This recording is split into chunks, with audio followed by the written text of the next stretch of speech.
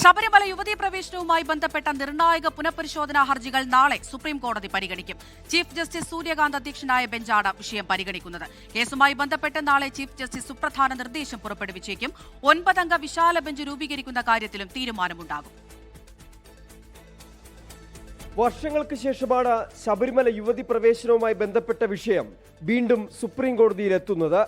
2018 supreme കോടതി 5 അംഗ ഭരണഘടനാ ബെഞ്ചിന്റെ വിധി പുനഃപരിശോധിക്കണമെന്നാവശ്യപ്പെട്ടുള്ള ഹർജികൾ നാളെ ചീഫ് ജസ്റ്റിസ് അധ്യക്ഷനായ ബെഞ്ച് പരിഗണിക്കും.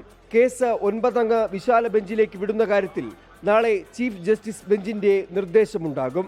നേരത്തെ പുനഃപരിശോധനാ ഹർജികൾ പരിഗണിക്കാൻ വിശാല ബെഞ്ച് രൂപീകരിച്ചെങ്കിലും പല കാരണങ്ങളാൽ വാദം കേൾക്കൽ മുടങ്ങിയിരുന്നു. ആ ബെഞ്ചിലെ അംഗങ്ങളിൽ സർവീസിൽ അവശേഷിക്കുന്നത് നിലവിലെ ചീഫ് ജസ്റ്റിസ് സൂര്യകാന്ത് മാത്രമാണ്.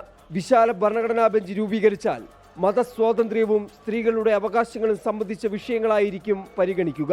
മത ആചാരങ്ങളിൽ കോടതി ഇടപെട്ട ലിംഗസമത്വം ഉറപ്പാക്കണമോ എന്ന കാര്യത്തിലായിരിക്കും ബെഞ്ച് തീരുമാനമെടുക്കുക. നാളെ ചീഫ് ജസ്റ്റിസിന്റെ കോടതിയിൽ 44ാമത്തെ ഇനമായാണ് ശബരിമല യുവതി പ്രവേശനവുമായി ബന്ധപ്പെട്ട പുനഃപരിശോധനാ ഹർജികൾ ലിസ്റ്റ് ചെയ്തിരിക്കുന്നത്.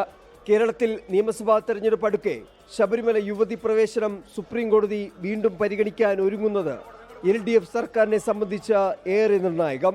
ശബരിമലയിൽ യുവതി പ്രവേശനത്തെ അനുകൂലിച്ച സർക്കാർ നിലപാട് തിരുത്തുമോ എന്നാണ് കാണേണ്ടത്.